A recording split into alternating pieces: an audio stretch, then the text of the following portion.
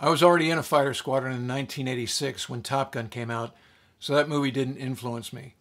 But in 1980, I was a second-class midshipman at the Naval Academy, and a movie called The Final Countdown definitely influenced my choice of warfare specialties.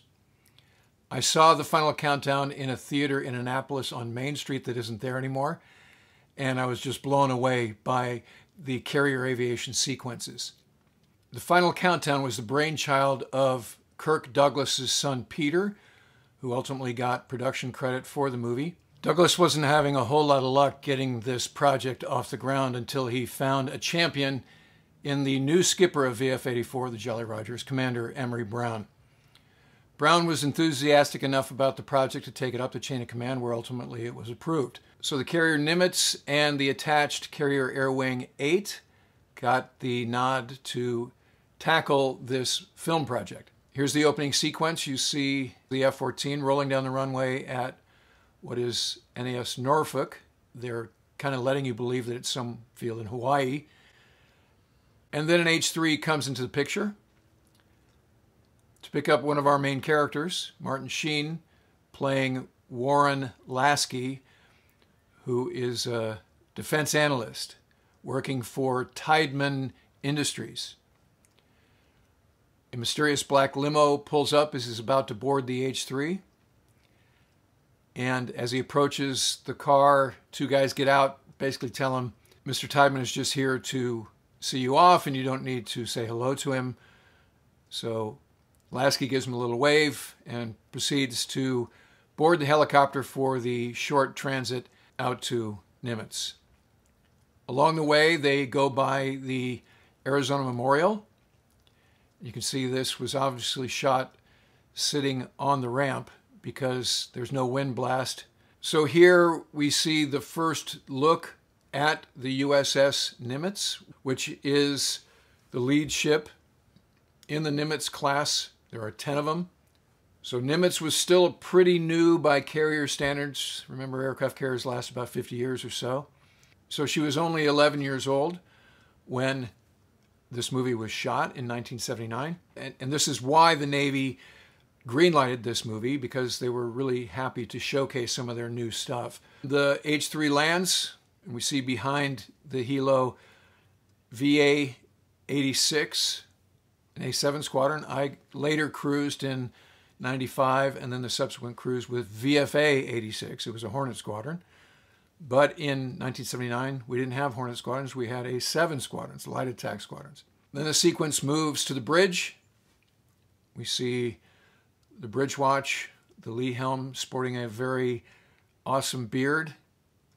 Different time and place. U.S. Navy allowed full beards in the late 70s. And we get our first look at the commanding officer, played by Kirk Douglas, who my signature Kirk Douglas role is that of Spartacus. So flight ops are going on. We get a look at Pry Fly. Then we get our first look at the F-14. So in this sequence, you see he's rolling into the groove here. It's sort of out of order that the next shot right here, he's dropping the gear. The gear would have already been down on downwind, not when you're rolling into the groove. Plus he's straight and level. And we see the LSO's taking him aboard. Good shot of him rolling into the groove. See the wake. There's the tail hook. Good. That's a cool view. Coming aboard, working a little fast. You see the index lights there on the nose gear. Green deck. Yaw string there. High-tech yaw string. There's the lens. That's a cool look from the nose gear at the deck and the trap. Now, you can see the speed brake there. He does not thumb it all the way in. Now, the Tomcat, when you go to military power, the speed brake will retract, but not quick enough. So what pilots did when they went to military power is they also thumbed in the speed brake. You can see that pilot didn't quite thumb it in all the way. Airplane clears the landing area. And there you go, our first look at the F-14. Airplane parks. In the sequence, you can see they're safing the seat. Another safety faux pas. Sleeves are rolled up. They should be rolled down. James Ferrantino playing CAG, best known for his role in Dynasty, the TV series in the 70s. So meanwhile, the weather's starting to turn south out of nowhere. We get our first look at another airplane in the air wing. Here's an S-3 Viking, anti-submarine warfare plane coming aboard. And I have one flight in an ES-3 that I got when I was CAG Ops. But you'll also notice this movie compared to Top Gun is very, let's call it egalitarian. Top Gun, you got a glancing look at an A6 on the flight deck and everything else was F-14s. Not that that's a huge problem, but you'll note the difference here in Final Countdown as they showcase pretty much every airplane in the air wing. And again, that's part of the fun. So here's a scene from inside the Carrier Air Traffic Control Center. Looks a lot like a similar scene in Top Gun. I guess screenwriters like the backslapping. Lasky checks out his stateroom. This is CO's quarters. Pretty nice compared to JO bunk rooms or certainly 96-man berthing. The weather's going south fast. Skipper's getting concerned. So Lasky's poking around as civilian analysts are wont to do, I guess. He goes into the adjacent stateroom and starts reading whatever's on the desk. And it's CAG's stateroom. CAG shows up after what is probably the shortest debrief in naval aviation history. Awkward moment. And Lasky tells CAG that he really likes his manuscript. Turns out that CAG is working on a history of Pearl Harbor, coincidentally. Another bit of B-roll here. A VF-41 Tomcat coming aboard as the lightning flashes again. The weather's going south quickly. Subscribers to this channel will note that VF-41 has a starring role in another episode, the one about the Gulf of Sidra incidents. 1981, VF-41 shot down 2 Libyan Su-22s. If you haven't seen that episode, check it out. But in this case, they are the sister squadron to VF-84. So a little bit about the history of VF-84. VF-84's lineage goes back to World War II.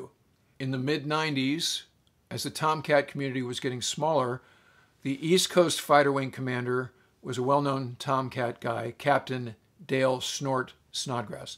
Snort had been the CO previously of VF-103, but they were known as the Sluggers. Snort didn't love that name. He very much wanted to preserve the heritage of the Jolly Rogers, so he got rid of VF-84, got rid of the Sluggers, and made VF-103 the Jolly Rogers. Now VFA-103, still the Jolly Rogers, flies the Super Hornet. But back in the late 70s and until halfway through my Tomcat career, the Jolly Rogers were VF-84. In these days, the Carrier Air Wing had 2 Tomcat squadrons. In this case, CAG-8 had VF-84, which is the starring squadron of the Final Countdown, and VF-41, which has a little cameo right here. The skipper calls the METOC, the meteorological officer, to the bridge and asks him what the heck's going on with the weather. He has a look at the scope and he's frustrated by what he's seeing, these lines on the radar that are showing up and then disappearing, and then they look off across the bow and they see this weird blue swirl that's pulsing on the horizon. So it turns out that blue swirl is a lo-fi special effect that the producers kind of threw in at the last minute when they were running out of money. The guy who came up with that special effect was best known for doing special effects in Bond movies, but he was brought aboard to create this special effect, and he did so on a very low budget, and it shows it. Based on the imminent weather situation, the captain orders the other ships in the battle group, the what we call small boys, to return to Pearl Harbor. So they turn around. Meanwhile, there's still an airplane that's out there. It's an A-7 flown by a junior pilot who radios that he can't get his tail hook down. So the captain orders the crew to rig the barricade. And you see here they go through the sequence of rigging the barricade. This is an emergency procedure. I've seen it done in person twice during my career, once during the daytime, once at night. It is if you're below a fuel state where if you bolter again, you're going to flame out. That's when they will barricade somebody. Or if you have either a landing gear problem that will prevent you from having a safe boulder, or in this case, your tail hook isn't working. This is an artificiality because in this scenario, they're pretty close to Pearl Harbor. So they would have just diverted this airplane, this A-7, if his tailhook wouldn't come down. But what actually happened is while they were out there off the East Coast filming these aviation sequences, they had a real-life emergency, and they barricaded an A-7. So they rigged the barricade. But before the A-7 comes aboard, they go through this weird storm. And the sequence is this loud, shrill noise, and everybody's holding their ears, and it looks like CAG is going crazy here, and the grease boards are exploding, so forth and so on. So based on that, once they get through it, the captain goes to general quarters. So general quarters, everybody's scurrying around. You can see here they close the ship's store. Interesting, their main product are cigarettes. I guess the tobacco cessation program has not taken hold. So once the storm passed, they get a tally on the A-7. The Nugget brings it aboard. Turns out that once he is shut down in the barricade, he's completely passed out. So the crash crew pull him out. CAG looks at him along the way, and they're trying to figure out what's going on. The captain talks to the commo, who has a really cool beard, late 70s, early 80s era Navy. And he mentions that he can't communicate except on really specific frequencies, which are dated. The frequency band is sort of an archaic, old frequency band. So amid all the confusion, as the captain's trying to build the picture of what the heck has happened, he rightly orders an E-2 to launch to get a big picture, surface and air, and he orders an RF-8 to launch to get some reconnaissance photos of Pearl Harbor. So we see the sequence here. E-2 launches, right-hand clearing turn. RF-8, Crusader, launches. Noteworthy here is the fact that the RF-8 uses what we call a bridle instead of a launch bar to attach to the shuttle. These aren't used anymore. It was a wire that went from one hook on the base of one wing across the shuttle to the other wing. The F-4 used a bridle, A-4 used a bridle, F-8 used a bridle. They were not as safe as a launch bar, and so they've gone away. We have this sequence here that shows the acting chops of just regular sailors. Hold it! Go on with your own. Who said that? For Christ's sakes, Chief, all we want to know is what's going on. Whatever it is, you'll be told. When? As soon as the skipper's ready. That's what they always say. And as a function of general quarters, we're moving ordnance around. You can see it's time to load the Sparrow missiles. Here's an elevator coming up with a Tomcat and all kinds of ordnance, including Phoenix missiles on it. And the captain says, let's launch a couple of alert Tomcats. So here's a great sequence. Pilot salutes. You see the shooter in the bubble. Nimitz class had a bubble, so those shooters didn't have to go on the flight deck. Good shot here. Off Cat 2 first, then Cat 1. Here comes the clearing turn, and they're going to rendezvous right away. So that's a cool sequence. As I said, the shooter's using the bubble. Instead of being on the flight deck, they have this little capsule that's in the flight deck between the cats. The shooter can push the button that fires the cat instead of signaling the guy in the catwalk to do the same thing. So it's more efficient. It's less visual than what the shooter would go through in terms of his movements on the flight deck, so it doesn't look as cool. But in this movie, the Navy wanted to showcase this new technology where the shooter was in a bubble. So you see it right there. So the RF-8, you can see here the canopy rail. Soup Campbell, as I described in Punk's War. Pretty much every Campbell in naval aviation has the call sign Soup. Then the RF-8 comes aboard with these photos that need to get processed, wet film in this airplane's cameras. You see how the wing is away from the fuselage a little bit. That was unique to the F-8 in the landing configuration. Another thing to point out in terms of a continuity error in the movie is you'll note as the F-8 crosses the ramp, there is an S-3 at the 90, which doesn't match the storyline because at this time, the only airplanes airborne, now that the RF-8 is coming aboard, are 2 Tomcats and an E-2. So we see this yacht called the Gatsby floating serenely in what's supposed to be the Pacific. Actually, these are the waters off Key West. And we meet Laurel Scott, who is played by Catherine Ross. In my mind, the signature Catherine Ross role is that of the daughter in The Graduate. And actor Charles Durning plays Senator Samuel Chapman. So they're on this boat when suddenly the two Tomcats do a flyby, and they're amazed. It's December of 1941. Senator Chapman is on the Defense Committee, now known as the Senate Armed Services Committee. And so he immediately is like, what are those and how come I don't know about them? The Tomcats need a tanker all of a sudden, which is not accurate. I mean, they've been airborne for like, a few minutes. They're not going to need gas already. But again, this is a showcase vehicle. Let's get everybody in the movie. So we launch a KA-6.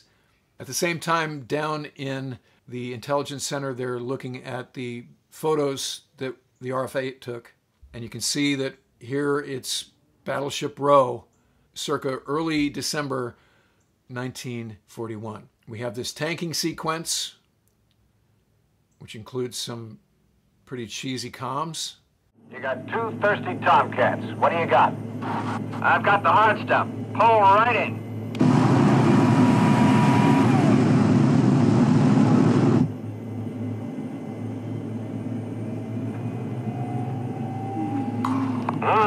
Contact. We've got a green light. Fill her up, check the oil, and clean the windshield. Over. When they're done tanking, they get a vector to go check out a couple of bogies. Brings us to the first Tomcats and Zeros sequence. Those Zeros are actually T-6 Texans that are flown by what was known as the Confederate Air Force. Because of obvious and justifiable social pressure, the Confederate Air Force renamed themselves the Commemorative Air Force. Now, these flying sequences took place off the coast of Key West. The VF-84 airplanes, there were two of them, aircraft 202 and 203. The folks involved were very instrumental in choreographing these sequences. The director and the producers had really no idea how this was going to work. One of the pilots, a lieutenant fresh from Top Gun, described the process as trying to make 3 pool balls hit at the same time on a pool table. And as you can imagine, that's hard to do. That's a great analogy. And what made it so tough is you had Tomcats that with flaps down could loiter at about 140 knots comfortably. You had T-6s painted as Japanese airplanes that could go about 130 plus full out, and then the camera airplane was a helicopter originally. So you could see trying to make those 3 things work out so that the Zeros and the Tomcats were in the frame at the same time was problematic. The other thing that made it frustrating was they'd choreograph a shot, and then they'd take the film and they'd have to send them to New York to get developed. And then a day later, they'd get these shots back and they'd see how they did. And many times, all you'd have was a Tomcat, or you'd just have a T-6 go through, or you'd have neither. And so they'd have to do everything all over again. This was very frustrating. And as always the case when shooting a Hollywood production is you're burning through your budget. So nobody was very interested in doing the same sequence over and over again.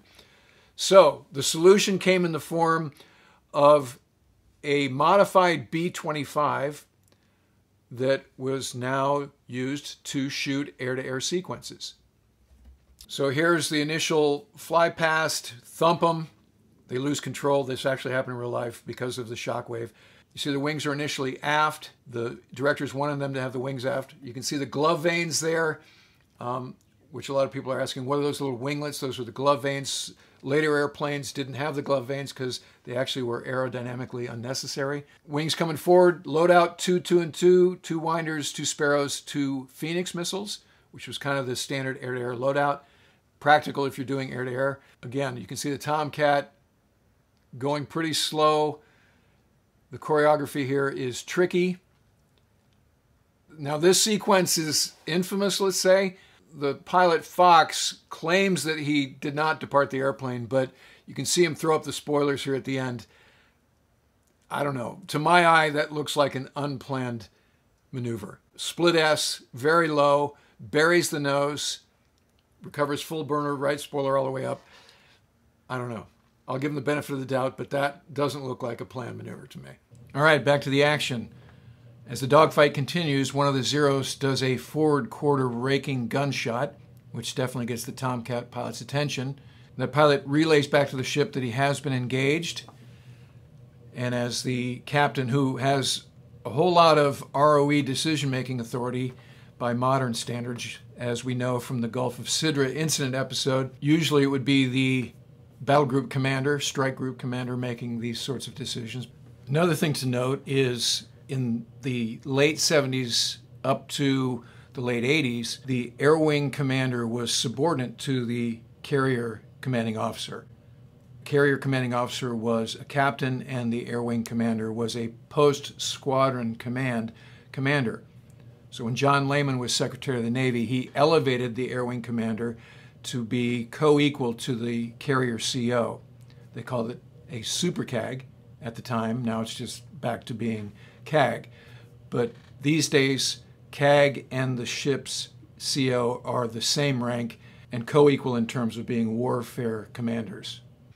And suddenly they wind up strafing the yacht. They kill two guys, and you can see here in their second pass the boat blows up. The senator and his assistant have abandoned ship, fortunately, along with another member of the crew, who subsequently gets strafed in the water. And at that point, the captain orders the Tomcats to take out the two Zeros. So we see here wings coming aft. There's again the yaw string. Sometimes that string would get hung up in the radome, and that was frustrating for a pilot to not have a yaw string, but it's basically just a piece of cord that would tell you what your yaw is. So the first one is a guns kill, and the airplane goes down. Turns out this pilot survives. And then the second one is going to be a winder shot. Fox 2, good kill. That Zero pilot definitely did not survive that one. As that's going on, one of the Seacos in the tube of the E-2 picks up the Japanese task force heading for Pearl Harbor. Meanwhile, an H-3 Starbird plucks the survivors out of the water. CAG jumps into the water and rescues Laurel's dog. Production note, Charles Durning, playing Senator Chapman, was a fairly obese fellow, so they used a stunt double for him to go up the hoist while Catherine Ross did her own stunt. She was a trooper.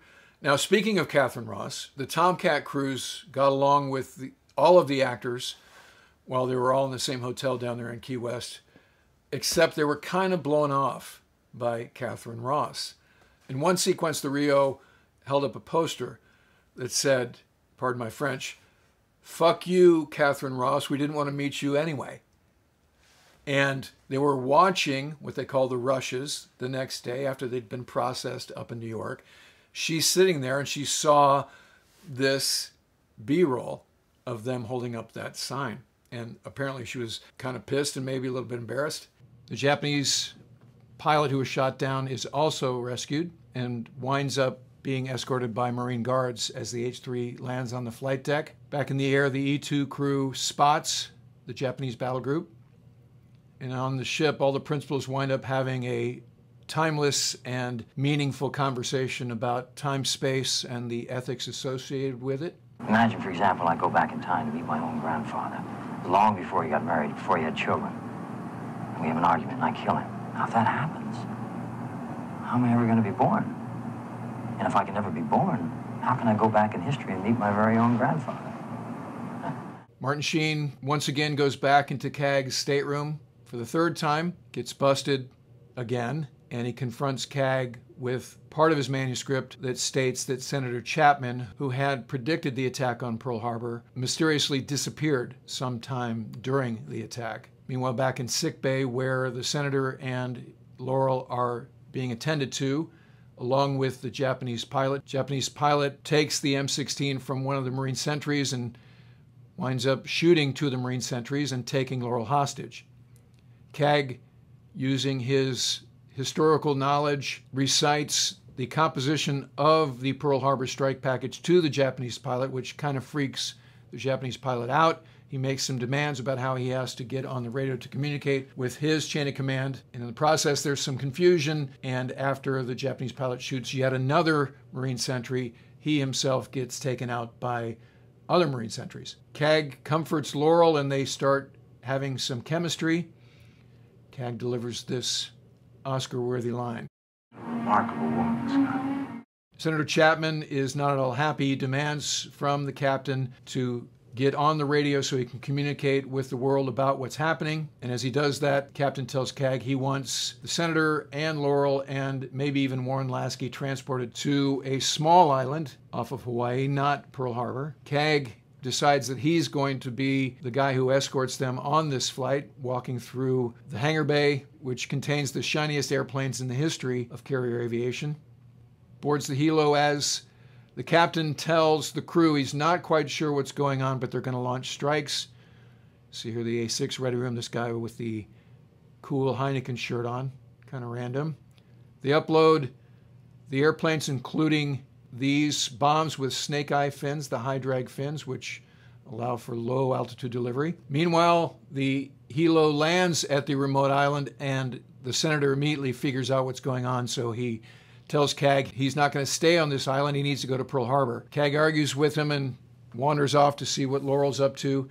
And as he does, the senator hijacks the helicopter with a flare gun. There's a scuffle. Ultimately, the flare gun goes off and the helo explodes, killing the 4 crew members and Senator Chapman. Back on the ship, the strike package launches. Some great cat shot footage here. You can see accurate salutes. A7 guys put their head against the headrest. There's a little cameo for Commander Emery Brown, the CEO of VF-84, on the canopy rail.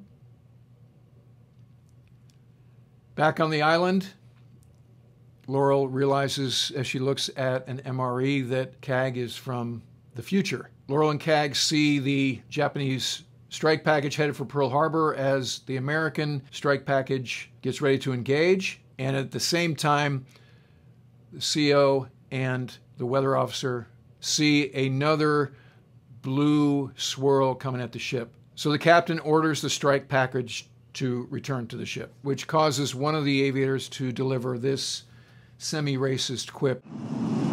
Mission aborted, but we can see them. They're gonna let the Japs do it again. They go back through the storm, obviously not having learned their lesson of the first go-round in that nobody's wearing hearing protection once again. This footage is interspersed with B-roll from the movie Tora Tora Tora. The storm passes and presumably the carrier is back in modern times, which is a great occasion to do a strike package flyby. One last little bit of carrier aviation B-roll. Airplanes coming aboard. Note that they launched loaded with bombs and missiles, and now as they return, they're all slick in spite of the fact that they didn't actually conduct the strike. They sailed back into port past the Arizona Memorial, a metaphor in case the moviegoers aren't quite getting it yet. Once again, having not learned his lesson the previous 2 times, Martin Sheen goes into CAG's stateroom and looks at the manuscript, ultimately decides to just let it go. He puts the manuscript back down. They get to the pier and all the admirals basically west of San Diego come aboard trying to figure out what the heck happened. The box score that the Kirk Douglas, the ship CO, is going to have to explain is, okay, you shot a winder, some bullets, you lost an H-3, 4 crew members, and 3 Marines. How do you explain that? Never mind the time-space continuum perturbation. How are you going to explain to the families what happened to their loved ones? That's not addressed at all in the film. That's a rabbit hole they didn't want to go down in the interest of time and tidy plot lines. The captain walks out of his grilling by the admirals looking a little bit beat up. His hat is on his head crooked as he walks out. Then the captain and Lasky walk down the brow. Lasky is now the owner of Laurel's dog. And the same limo that was there at the very beginning that Lasky was not allowed to address the occupants pulls up. So Lasky gives him a classic Sheen look with his shades pulled down.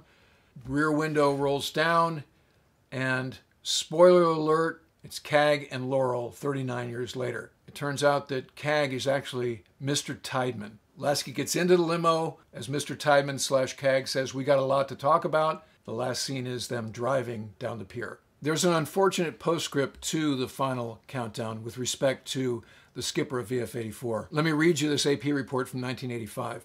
A former Navy commander convicted of accepting $5,563 in connection with production of a film about Navy fighter planes lost a Supreme Court appeal today.